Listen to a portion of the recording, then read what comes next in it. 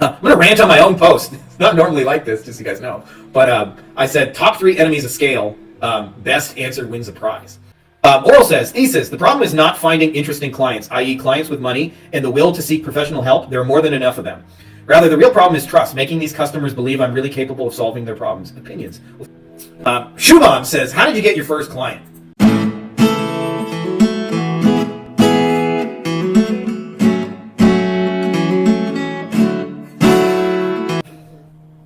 Where? Come on, Facebook. There we go. There we go. I think we're in business, guys. I never know for sure, but looks like it's time! It's time! It's Q&A time! Yeah, like I said, I told you guys I watched too much wrestling as a kid. That is an homage to a big old guy named Vader. I didn't really care for Vader too much, but he had cool intro music.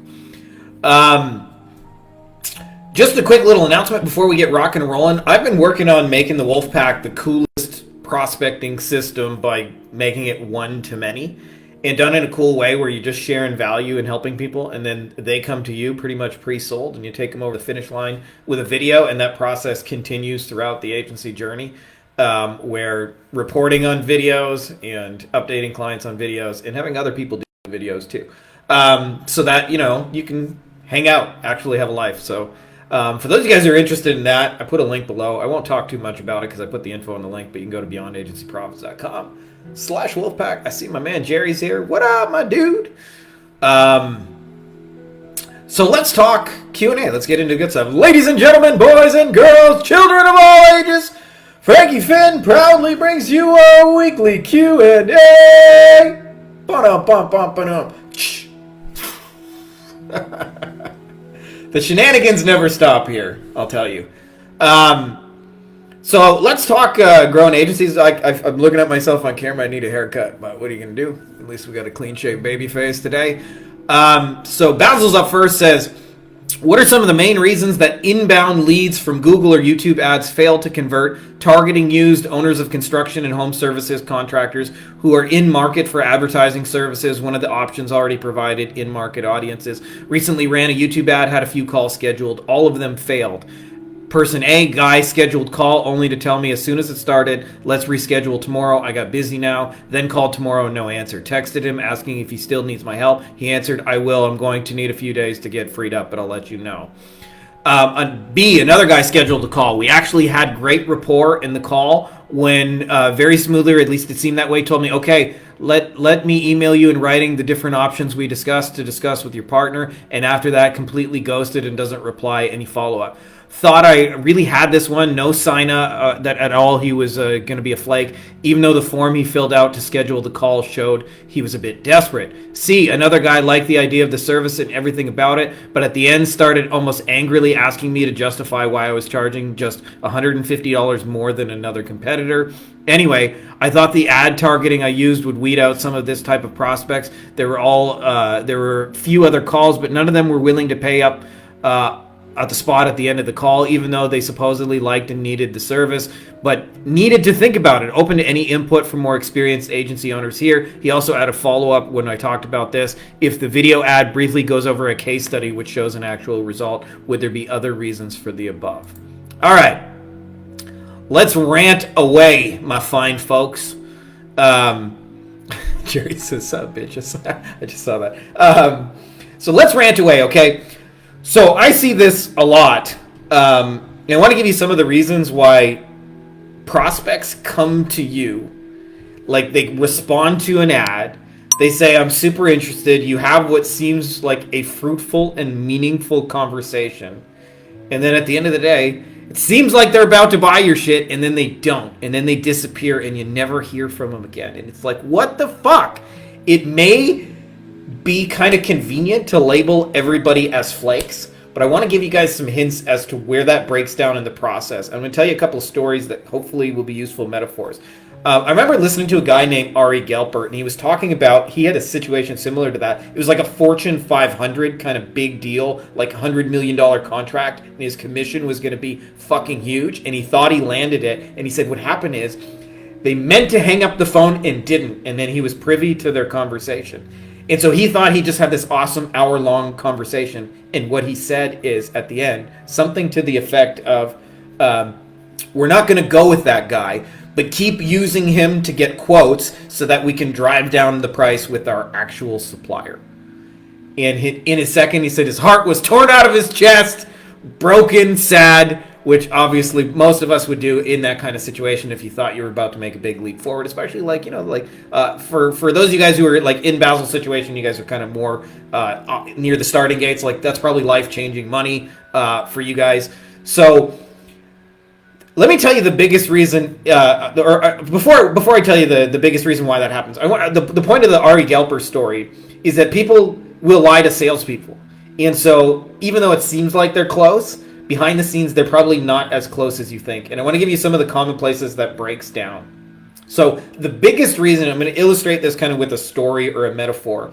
But imagine that there is a lion who's sitting on the savannah and he has a thorn in his paw and it fucking hurts like a motherfucker. And because of it, he doesn't really want to walk. He doesn't really want to go anywhere. He doesn't really want to do anything. He feels kind of like just disabled and in pain. Well, what most marketers do metaphorically is they sell future gain, which is like your life will be better tomorrow. And so your life will be better tomorrow sounds like, hey, you're going to run around the savannah, you're going to do in 20 kilometers, you're going to eat all the zebras, you're going to get all the lioness action, bump, bump, bump, bow chicka wow that you want, and everything's going to be amazing. You're going to be eating 5-course zebra meals. And that's like future gain. Tomorrow will be better if you go through my process and give me money. But the actual thing that needs to be present for people to move off the starting blocks and to get going is a present pain. And almost always this is related to the shit they're doing now that they don't want to be doing. And I'll tell you why this breaks down is because most agencies' promises is future gain. You see this in the form of what I call the moratorium. Come on down to Frankie Finn's moratorium, where we got more leads and more sales and more customers and more patients and more. Like that's pretty much like 99% of the promises in our space. And it's not very real, and it's not very tangible, and it's not really well defined for people. So the second piece that's missing is like an actual, specific, measurable, tangible result. And a lot of times it's just like boring shit. Right? So like boring shit is like, hey, we're going to go on Facebook, we're going to get these leads, they're going to fill out a form, and then you got to call these people up right away, and you got to say, within 5 minutes, you got to call them, and you got to say, hey, I'd love to come by and give you a free, no obligation estimate. Do you mind just shooting over your address, and I'll come check it out, do these times work for you kind of thing. That's a real tangible, specific measurable result. You're going to get a Facebook person to fill out a form, and then you got to call that person back in 5 minutes and say the line, right? And so I say that to you guys because the biggest reason people will sort of even when they like it, not move forward is because you're promising them the zebra buffet tomorrow instead of man, it must really suck riding a roller coaster business dependent on referrals. It must really suck not having work for your guys.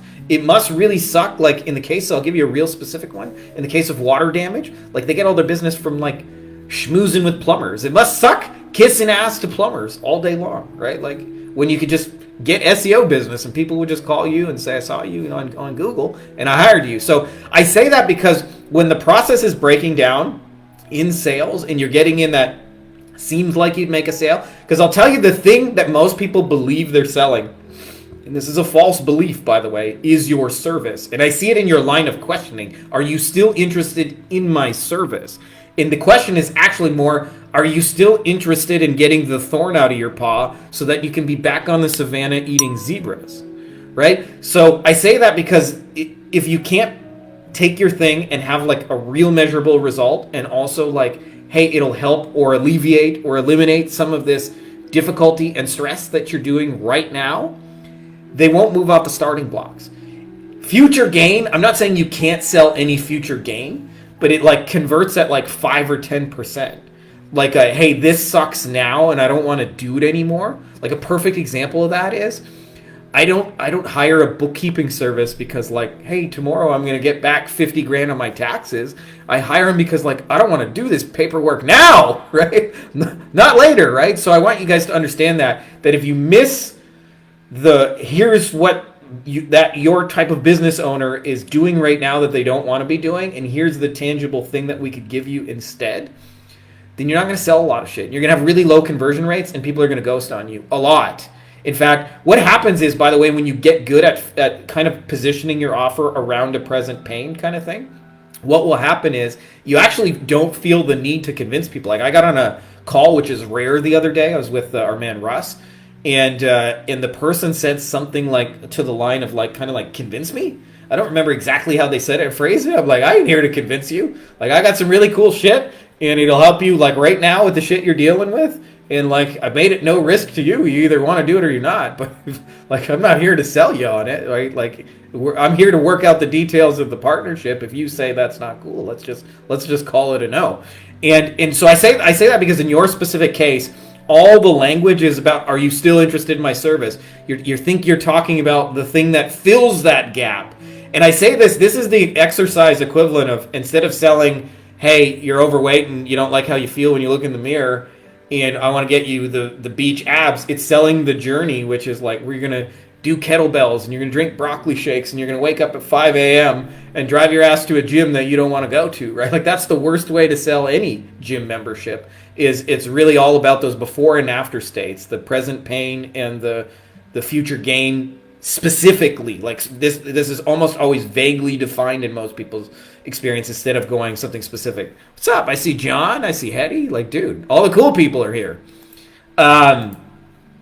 So I hope that's helpful to the rest of you guys, because you're never done with showing people results. And also, I wanted to also mention this. If you want to go from like amateur agency to like professional, like the bigger agencies all have systematic follow-up. Like, we have it in ours. I kind of got the idea from our man Josh Nelson, but we have 14 days of follow-ups from when somebody says they're interested, because people do get busy and life does happen. And so we have 7 days where we just send out case studies, blah, blah, blah, blah, beat them over the head, and then we have 7 days where in that follow-up we start addressing questions and objections and those kind of things. And at the end of the 2 weeks, it says like, hey, if at the end of 2 weeks, like, you're telling, if you haven't moved forward, let's just call it a no. And you don't end up having to chase people with things like that. So I just want to say that, like, if you want to get to the big leagues, like, follow-up is part of the game. Figure out, like, to me, follow-up should be ready to go before you even have the meeting. It shouldn't be like, now I'm trying to wing it and follow up. It's like, you want to play offense on that. And so hope that's helpful to you guys. I'm going to rant on my own post. It's not normally like this, just so you guys know. But I said, top 3 enemies of scale, best answer wins a prize. And I wanted to talk about this for those of you guys, because it's been my experience that depending on how you set your agency up and your business, that 5 clients can be harder than 50 clients. Like, I don't even know how to explain this if you've never been through it, but like, I don't think enough people realize that the way most people have set up their agency is like a shit ton of work. And I wanted to give you guys, not like this isn't the complete playbook, every reason in existence, but there's 3 reasons I see most people struggling to scale. And if you just tighten these 3 kind of levers, everything will get easier. And what will happen is you'll start every client 90% finished before you start, which makes it easier to fucking work. Like when you think about like McDonald's as a factory, and what you're really doing is when you're scaling is you're bringing consistency to your process. Like if you think about any franchise or whatever, they're consistent as fuck, right? Like McDonald's is consistent as fuck. Starbucks is consistent as fuck. Whether you like them or not is a different story. But like nobody beats them in consistency. McDonald's has a service and they do it in like 197 countries. You can probably get a Big Mac in like Antarctica and it's consistent, right? So what scaling really means is consistency. Now, the first reason that happens for most people is they're trying to do their shit for too many people. And then what happens is it leads to custom work. I compare this to like if you're a restaurant and one day somebody says like, can you do Chinese food? And you go, all right. Like, and you have to like go to the Asian market and buy ingredients and you got to get egg roll wrappers and you got to get a wok. And then the next day somebody comes in and says, can you do pizza? And you say, all right, we're going to get a pizza oven. We're going to buy some 00 flour. And then the next day, somebody says, do you guys do catering? And now you got to figure out how to drive it to their place of business. That's what happens when your niche is too poorly defined, is you do a little bit of that. You're like the restaurant who will make anything for anybody, anytime. And what happens is when it gets tightly defined and you say, we only do this for these people in this way, and you stake your flag in as that, what happens is it becomes more like McDonald's, where you already knew they were going to order a burger. Like, and I say this, like, McDonald's is not, their scaling process is not what they were today. In their original beginning scale, all they offered were burgers. In fact, in the beginning, they didn't even have fries and Coke. It was just burgers. And so when somebody comes in, they had a system to get the burger, like, pretty much done before the start. And so this is how you want to think about scaling, as a tightly defined, we only do burgers. So that's the biggest reason that people can't scale, and it creates a cascade of problems that come after. There's some people who can overcome those, by the way, by just being great operators and great deliverers and great hiring, great delegation, but it doesn't need to be that hard. I don't think so. Second thing that keeps people kind of stuck in that process, and I would actually also add on the first one, is usually, like, it's a group of people, like, you should genuinely, like, give a shit about the types of people you're helping and not be lukewarm on this. I see too many people like, I'll just get a dentist. And they say it half-heartedly instead of really thinking about, like, a tight niche of people and building burgers around people we love making burgers for. So, second reason is literally the deliverable itself is too fucking complex. And a lot of times it's what you take out of it that actually makes it more valuable. So, give me an example. Kyle was actually the first one who ever joined the Wolf Pack. And I remember one of the big challenges he was having is clients would come in, they would give him their website, and he would try and go get them ranked. But the problem is they always had shitty websites, and they weren't properly optimized, and the load times are slow, and it was just easier just to give him a new fucking site.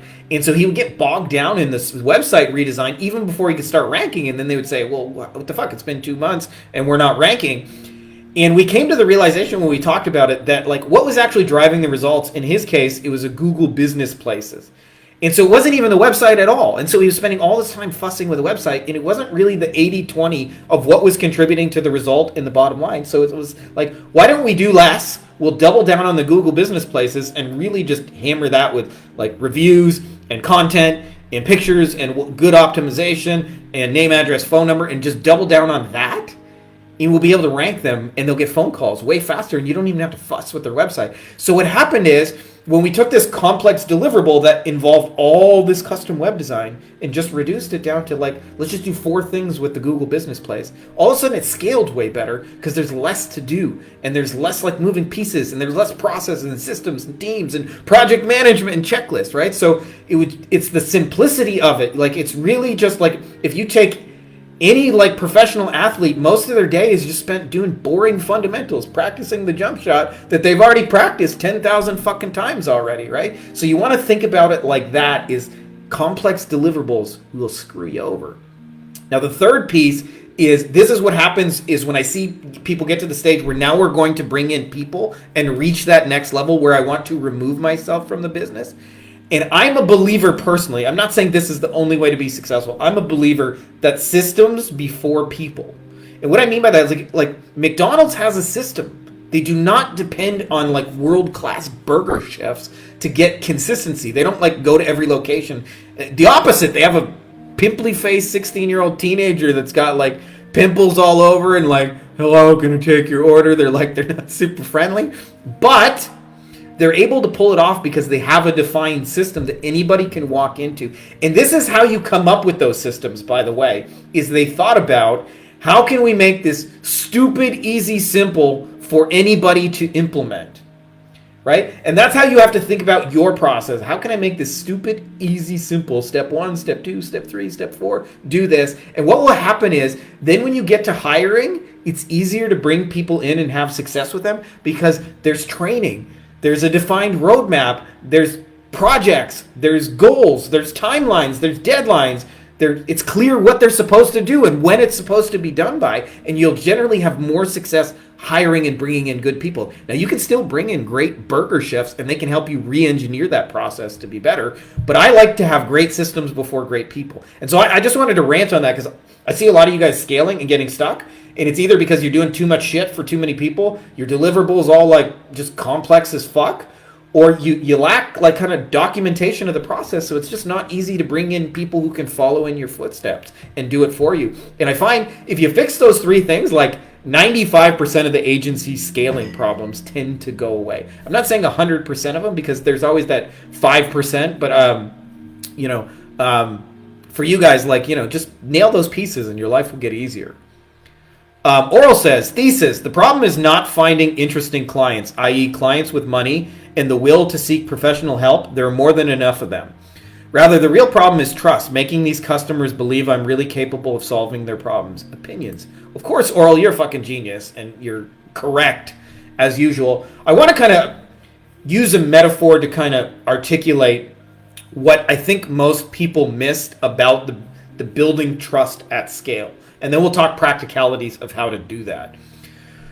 So, internet marketers, I used to be entirely of the direct response world and thought that brand and everything like brand advertising was fucking stupid. Like, why would you spend money on ads if you can't measure a result? And the longer I do this, I'm actually a believer that the point of direct response ads is to be profitable long enough to build a brand in the process. And I've come definitely like 180 on this. And so the story I kind of wanted to use, excuse me, living in a desert, make you dry. So anyway, sorry, I lost my train of thought for a second. That little cough interrupt. Let me just reread the question. Making customers. Okay, so imagine like a guy goes out on a date and he's an internet marketer and he's trying to seduce a young female. Let's imagine he's probably one of those 25 or 22-year-old bro scalers who's trying to scale to the moon.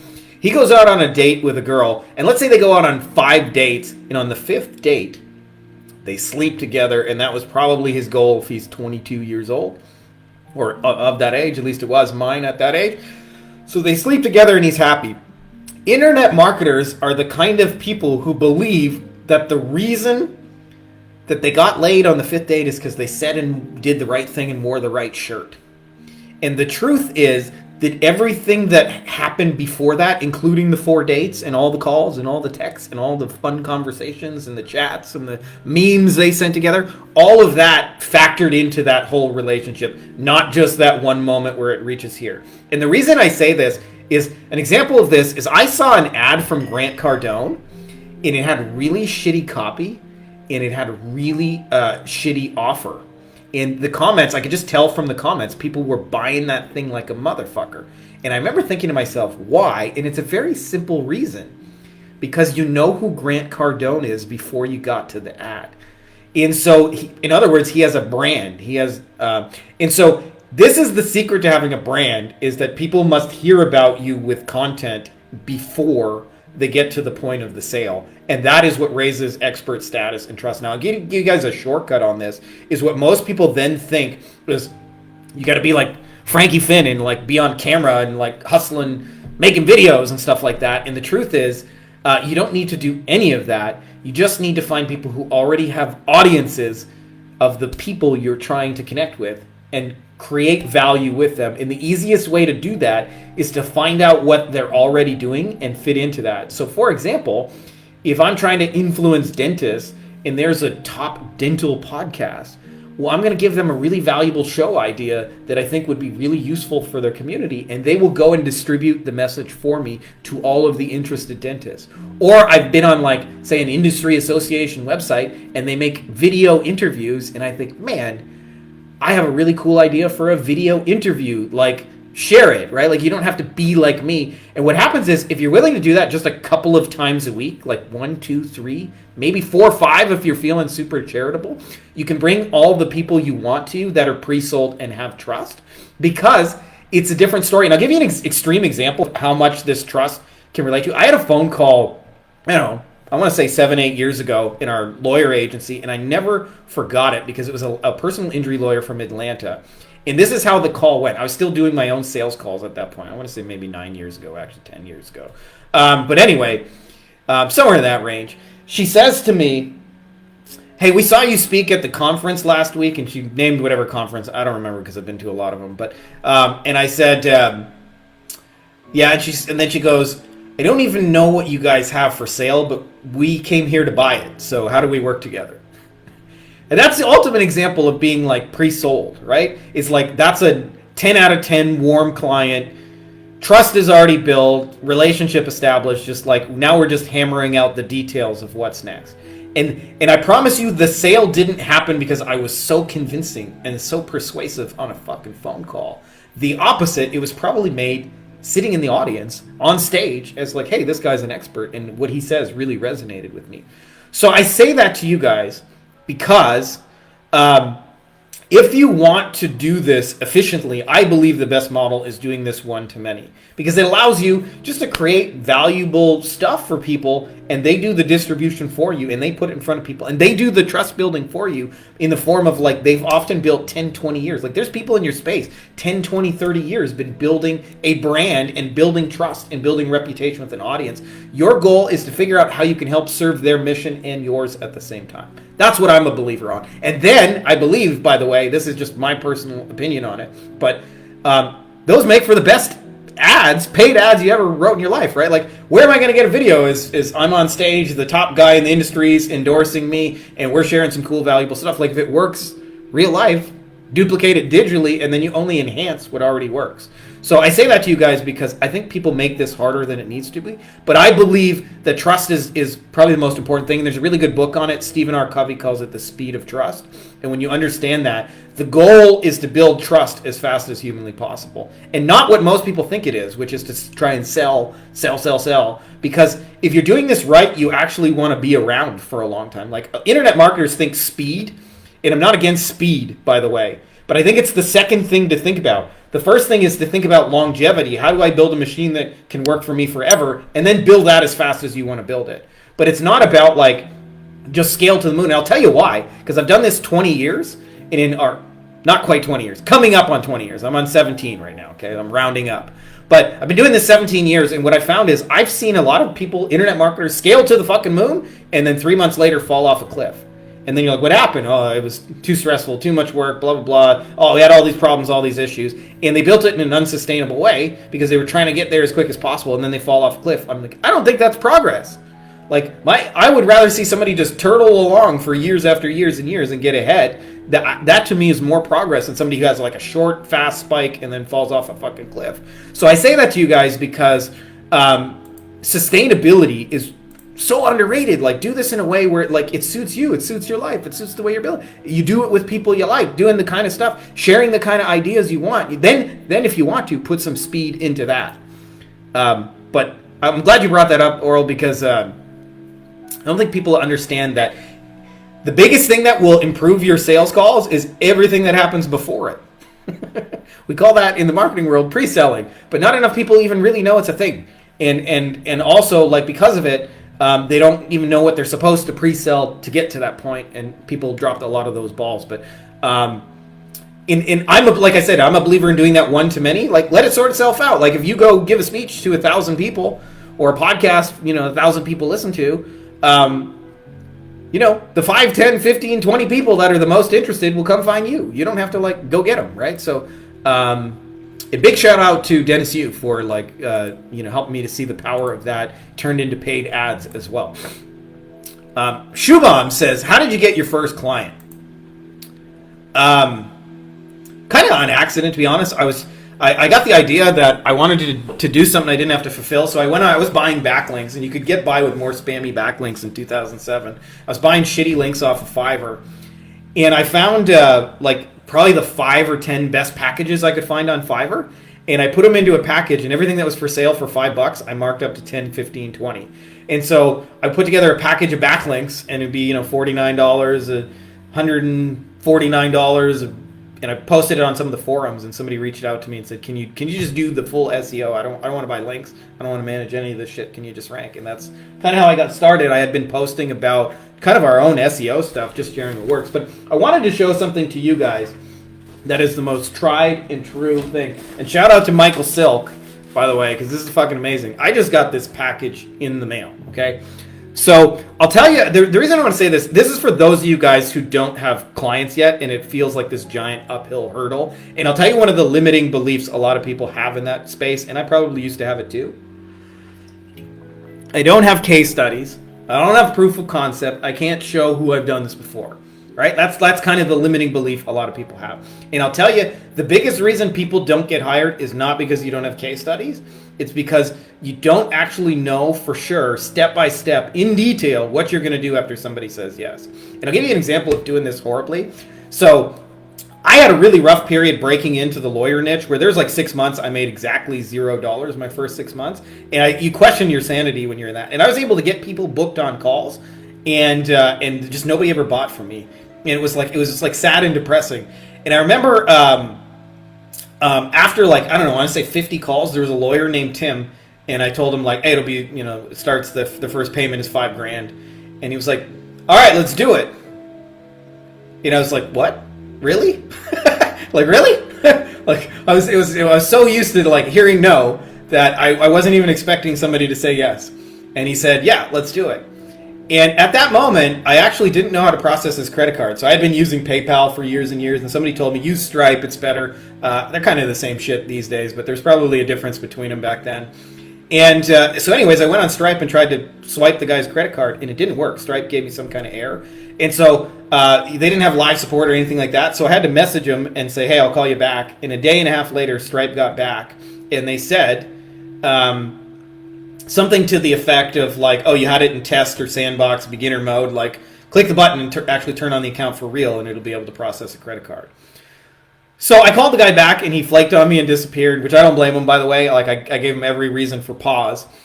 But it occurred to me that I actually didn't know what I was going to do when somebody said yes. Like, I didn't know how I was going to take the payment. I didn't know what I was going to do to onboard them. I didn't know what I was going to say. I didn't know which work we were going to do. I didn't know what we were going to get started.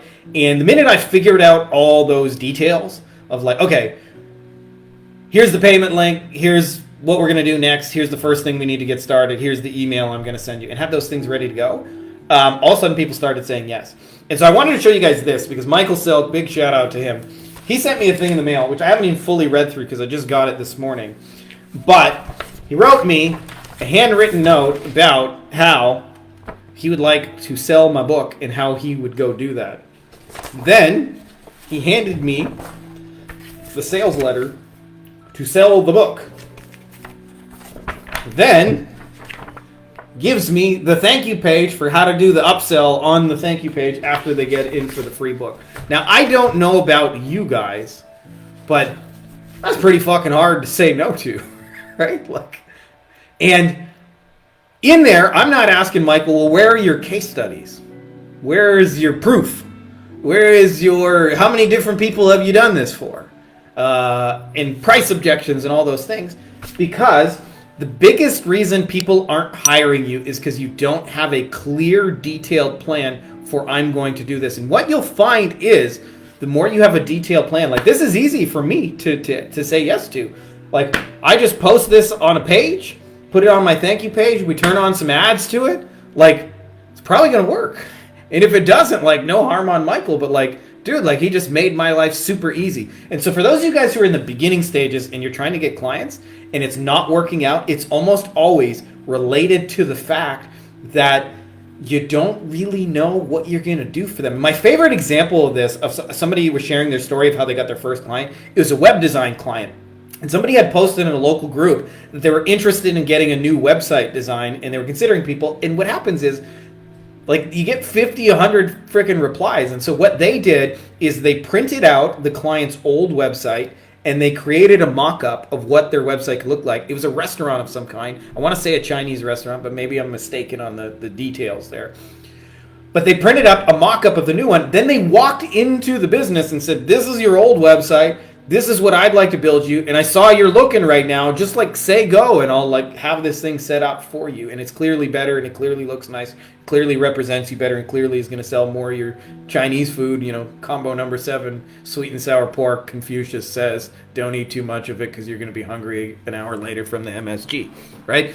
So I say that because almost always if you just spend 10 minutes in fucking preparation before just like blasting people, you'll send less overall shit, but it'll convert way better because you'll have a clear, this is what I'd like to do for you. This is how I'm going to do it. This is when I'm going to do it. This is the first thing we need to do.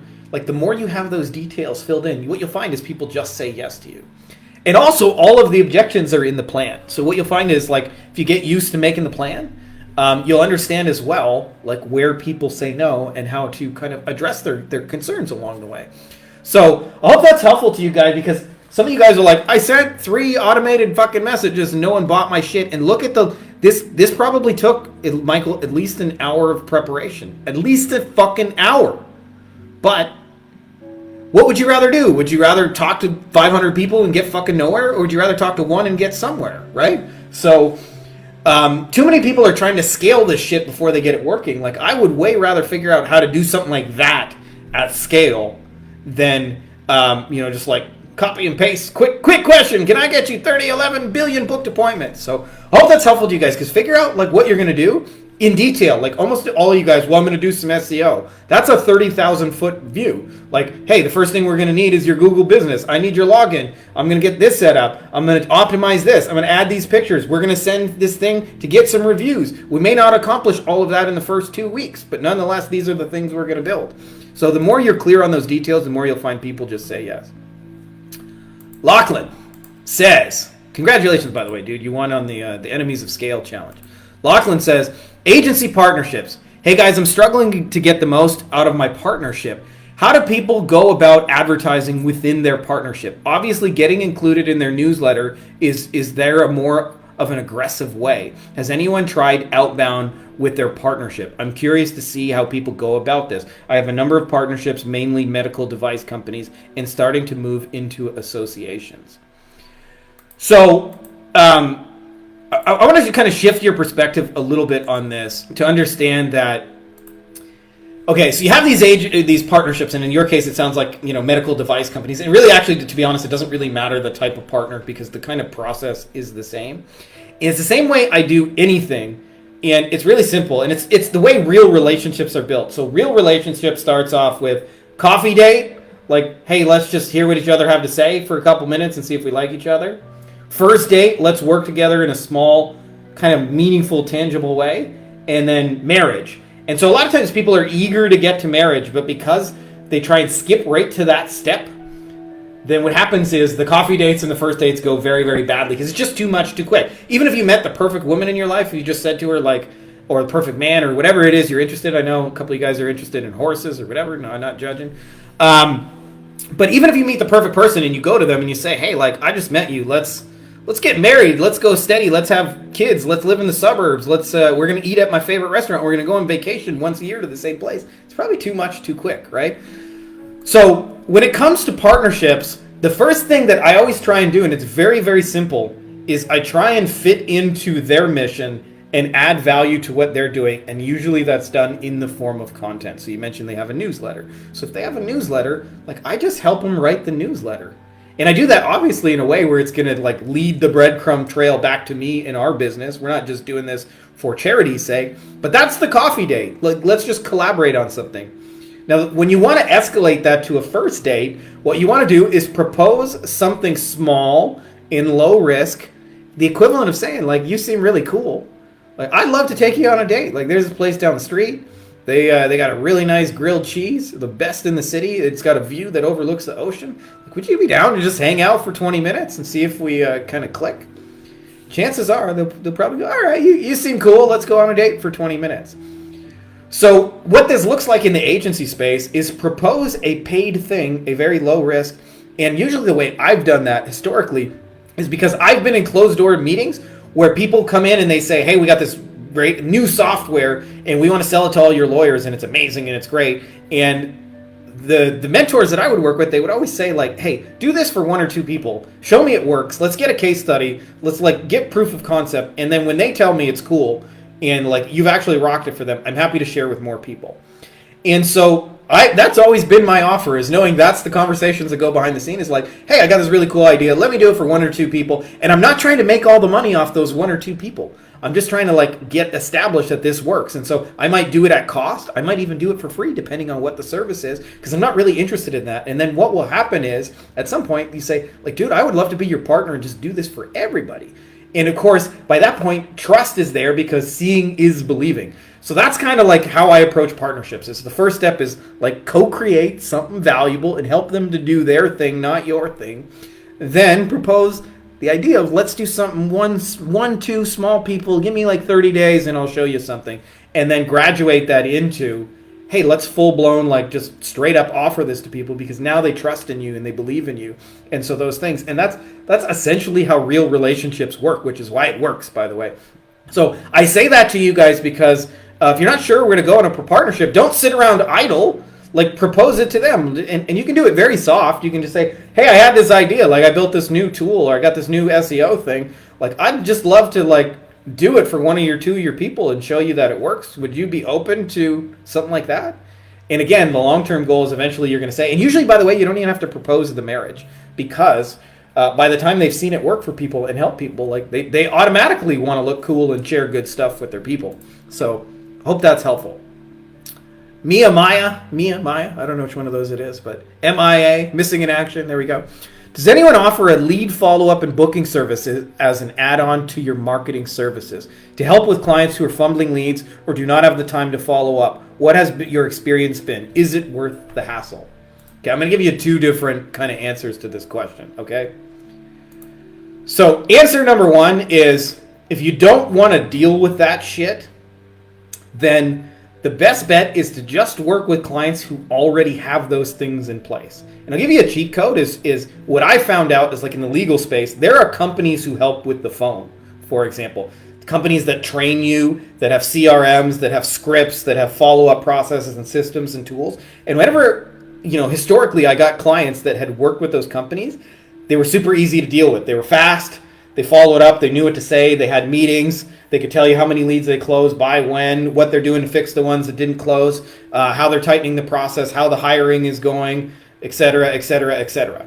So one school of thought is you just only work with people who already have that piece, and then you generate leads for people who know what to do with them. But the challenge with that, and this may or may not be to your benefit, depending on how big you want to build this thing, but, like, it's going to be a much smaller pool. Like, 3% of the total market is described by those people, and 97% of people just aren't set up to do that. But having said that, if you're trying to build a lifestyle agency with 100 or less clients, there's plenty of those people, and you can only work with those people if you want. Second thing is, and I'm a believer that most people, by the way, I think most people understand what clients' real problem is, and therefore sell them what they tell you on the surface level. I don't know if you guys ever heard the saying, but, like, sell them what they think they need and give them what they actually need. Well, what you're describing is what they actually need. So clients universally struggle with 2 things, is actually converting people to sales, and then everything that happens after that, like in terms of retention and follow-ups and repeat business and things like that. And Frank Kern described this in a way that I thought was just fucking brilliant. He said, put people into a campaign and then offer some shit, and then tie it to a deadline, and then if they don't buy it, then put them into a new campaign and offer some shit, and then put a deadline on it. And if they don't buy it, put people into a new campaign and offer some shit and buy it. And so he's making the point that the long-term value, you're always offering things of value to people, and it's all those residual sales over time that are cumulative that add up. It's not about, like, that one person. And companies, especially like local businesses, but this is true of online businesses too, like, universally are terrible at everything after the sale. There's no follow-up. There's no initiative. They don't contact you. Like, when's the last time you went to a restaurant and they contacted you and said, we got a special today, come back in? Fucking never, right? Like, it's rare. I can think about, I've been to like 200 restaurants here in La Paz, where we live in Mexico, and I've got maybe one guy I can think of who messaged me on WhatsApp and told me about his specials and told me why I should come back. One guy, and I've been back. It worked, by the way. I knew what he was doing, and it worked. So I say that to you guys because clients are going to tell you, they're going to say this over and over and over and over, I just need more leads. I just need more opportunities. And there's an inherent belief that their entire system is optimized, meaning their conversions are already full out maxed to 100%, and that everything people would buy after the fact is also maxed out to 100%. And in reality, if they're hitting 30% on the front end closing, that would be generous. And if they're at 2% on the retention and conversion, that would be quite generous. So there's plenty of room to just add in those pieces.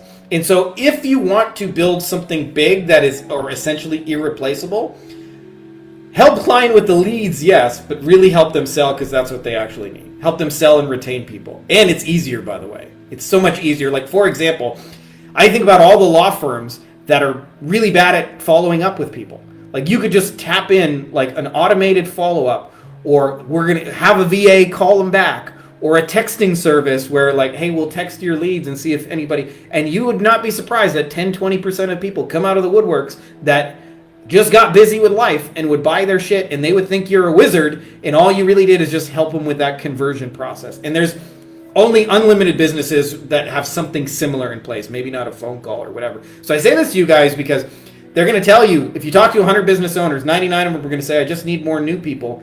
And they believe that, but that is not a correct assumption. What they really need is more help with conversion and upselling and retaining and all of those things that happen after. And if you really help them with those things, an ironic thing will happen is they'll have more money to spend on ads. Let's say you go out for dinner for two and you spend $100. Like, I don't know if that's in the ballpark where you guys are at. Maybe it's more, maybe it's less, but let's just call it $100 for the sake of easy numbers. Imagine there's one restaurant and you come in there and you eat dinner and you spend $100 and then you get busy and you never go back there.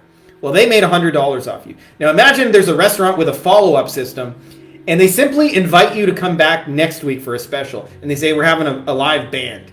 And then they say, hey, we're having half-price appetizer. Or we're putting together, putting together a festival for Mother's Day. We'd love to have you back for Mother's Day. And let's say they're able to keep you coming in once a week, which is not an insane amount, by the way.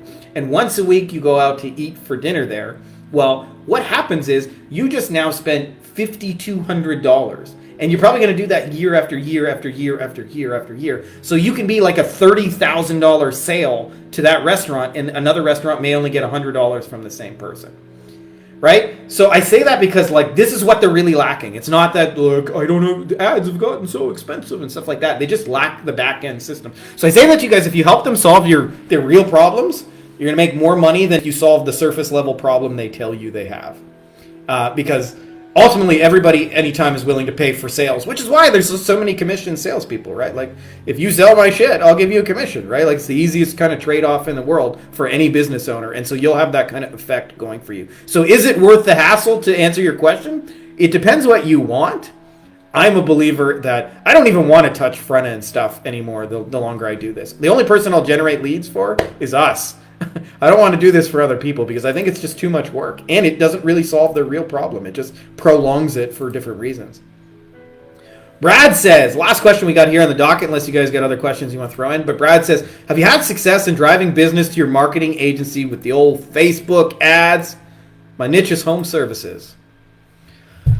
So anytime people ask the question is like, does this work? Does this not work? What I found is... the answer is almost always there's a lot of people not having success with it. There's a few who are doing okay, and there's a small group of people that are crushing with it. So like I do a lot of stuff with direct mail. I like it. People would say, does direct mail work? Well, it depends. What are you sending in the mail? Like if you just drop a flyer off on my doorstep, that probably doesn't work as well as like what Michael Silk here did and sent me like some from the heart kind of shit, right? So I say this to you guys because I don't think enough people like really think about that. It's not does this thing work? It's to what it's like it works. Alex Hormozi said this, by the way. It works. It's only a question of does it work to the degree that you need it to? Is it a money in, money out kind of profitable math equation, right? Dan Kennedy said its fundamental core marketing is only two things: behavioral psychology and math. And essentially, the does it work is really a math question. Like if you're spending $100 on ads and you're selling a $1,000 a month thing every time you spend $100, how much can you spend on ads? Right? So like there's no limit. There's no limit. You can keep spending, right? But if you're spending $100 and say you're making back $25, how much can you spend on ads? Right? Like so it's not a question of does it work? It's a question of does it work to the degree that you need it to. Now, having said that, we have a lot of people doing Facebook ads for home services. I would check out Matt Tebow's stuff because I think he's got really just exceptional stuff in the home services for Facebook ads. And you can see how he models this stuff and kind of learn something from it. And again, he's helping them with their real problem, which is actually conversion. But I say this to you guys because I don't think enough people really think about like, they asked the wrong question, I guess I should say. Is like, does it work? Does it not work? Is not a useful question. Does it work to the degree that I need it to work? And I'll tell you why that matters. Because it's a process to get it to work to the degree that you want. It often, like I had this conversation with Ryan Dice once at Traffic and Funnels. I just like, first time I met him in real life, just 5 minutes off, corner of the room, we had a quick little chat. And he was telling me when they run Facebook ads, for every 300 ads that they run, they expect 7 or 8 of them to work, which means they expect 292 of them not to be profitable to the degree that they need.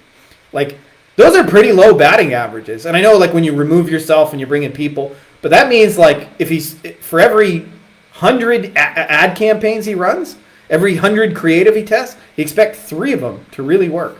But what he knows is you can get rich. You don't even need 3 campaigns to get rich. You can get, like, obscenely rich off of 1.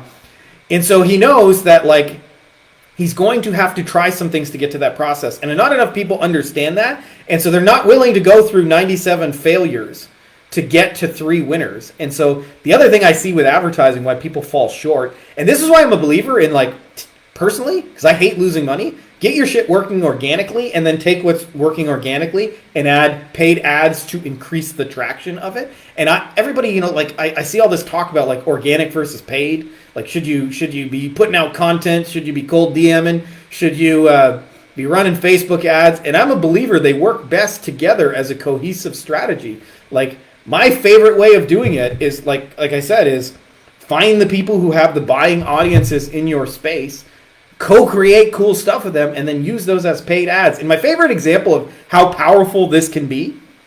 So, Justin Brook is a really awesome Facebook ad guy. And I remember one of the things that Justin did is when he was getting his start and hanging his shingle, in the early days of ClickFunnels, he reached out to Russell Brunson, who just, you know, don't imagine present day Russell Brunson with all the controversy and stuff like that. 10 years ago, when ClickFunnels was hot as a motherfucker and was like red hot and everybody wanted ClickFunnels, and Russell Brunson was probably the biggest, he was the Alex Hormozi of our industry, or close to it anyway. And anyway, Russell Brunson, when he reached out to him, he sent him a box of brownies in the mail and said, I got this idea for a retargeting campaign. Will you please just let me run it for you and sell your stuff? And retargeting was still kind of new-ish. Not everybody was doing it. And so he ran a campaign. Russell sold a couple of masterminds. I think they were like 25 grand a piece.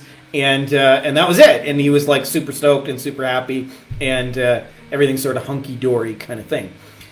Well, I say that because that's something he did organically. He reached out organically to Russell and got it started. But what do you think happens the minute he turns on paid ads and he says, let me show you a case study of what I did for Russell Brunson? It'd be like, now, let me show you what I did for Grant Cardone. Let me show you what I did for Alex Hormozi. Wherever you think, like, you know, the big names in our space are that, you know, you hear from. Like, if I run a campaign for that person, like, that's going to be the best converting ad you've ever had in your fucking life. So I'm a believer that organic and paid ads work best together. Like, get your best organic stuff documented and then add some amplification with paid ads. And it's super easy to do. Like, I'll tell you an example we did in the legal niche. I have a friend of ours, Seth, in the group. He's super known in the legal industry. Like, he goes to all the conferences. Everybody knows who he is. He's just kind of a headline act. And so I did something for him. Just small little, hey, let me run this campaign. We documented it, turned into a case study. And then when I turn on the ad machines, it works because he has a brand. He has a reputation. Everybody knows who he is. There's an applied, like, he can have the best and he's using these guys. It must be for everybody. And so I share that with you guys because instead of thinking like, does this work, binary, yes or no, think about how to create a cohesive strategic system that can't not work. It can't not work. And to me, my favorite way of doing that is like, figure it out organically, and then when you're ready to, use the power of paid ads to amplify what's already working. And then what you'll find is you don't go through this big learning curve of spending money on ads that doesn't work. And for me, like, what that meant in the early days of my lawyer agency, I just post a bunch of shit on LinkedIn, and one day, like, all my posts got like 0 comments and 0 likes, and maybe if I got 1 like and 1 subscriber, that would have been huge. And then one day I woke up to a post and it had gone viral. Like 200 people had commented on it and it had been shared, and I was like, whoa, like, I have no idea what just happened. But what do you think we ran as a Facebook ad? What do you think when I cold messaged people and sent them a video, what do you think I talked about in a video? When we make a YouTube video, what do you think goes in that video, right? When I had speaking on stage events, what do you think I spoke about? right? So we're just amplifying what's already working. And so I think too many people are like trying to think about this. Like the way most people advertise is like a kid going into the pool, not sure if the water's cold, and he puts like one toe in the water and goes, woohoo, water's cold. It's not do ads work or not work. Ads work. Are they working to the degree you need them to? So hope that's helpful in just kind of approaching it and understanding, like, just try a bunch of shit and keep failing, and eventually you're gonna have 1, 2, 3 winners. And really focus on, just like, to me, test one great creative at a time. That's it. Like, don't make this hard. Just whatever your best idea of the day is, try it. And if it works, great. But most people can't handle, 10 losers when you get, like, when one winner is such an outsized return. So anyways, I hope that's helpful to you guys. And I just wanted to say, for those of you guys who missed the intro, I'm working on making the Wolfpack even cooler. What I've been focused on is, like, implementation side, is how do I make this, like, super dog shit easy for anybody to implement, so that you can go from,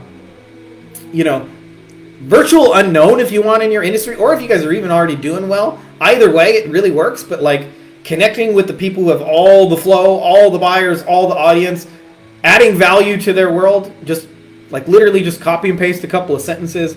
You'll collaborate with them. You co-create something about the thing you already know the most about, which, like, if you're selling SEO, just talk about SEO. If you sell Facebook ads, talk about Facebook ads, and share it with their audience, and have people come to you and pre-sell them over video. So that, I call it inbox money. People just show up. Like, it's a real problem in my world where I have to investigate, like, who just paid me for what? I haven't even spoken to that person yet. They just saw something in our audience flow, and then they came in through that.